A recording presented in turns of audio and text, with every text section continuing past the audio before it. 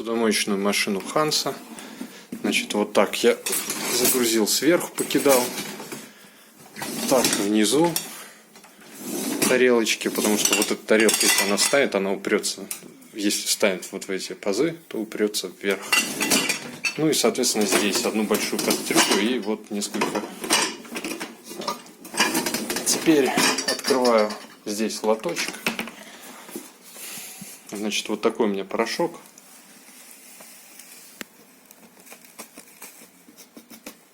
Вот, полностью его заполняю, закрываю. Так, тут все вроде. Так, закрываю, включаю. Включаю машину. Соответственно, далее P выбираем программу. Так, ну вот кастрюля там есть, поэтому выбираем с кастрюлей. Ну и нажимаем пуск. Ну и вот пошла работа, наполняется сейчас водой. Вода немного стекает туда.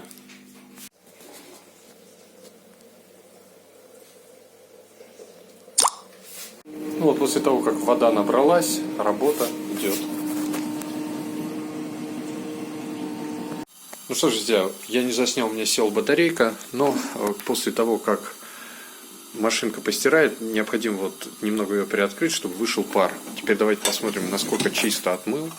Вообще, я честно скажу, я никогда не видел еще настолько, чтобы чисто была отмыта посуда.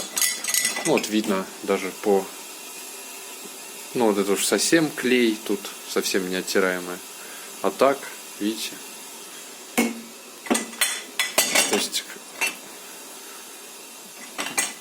намыто, начищено все очень-очень, на мой взгляд, хорошо. Вилки, ложки. Так. Ну и давайте посмотрим самое интересное. Это кастрюля.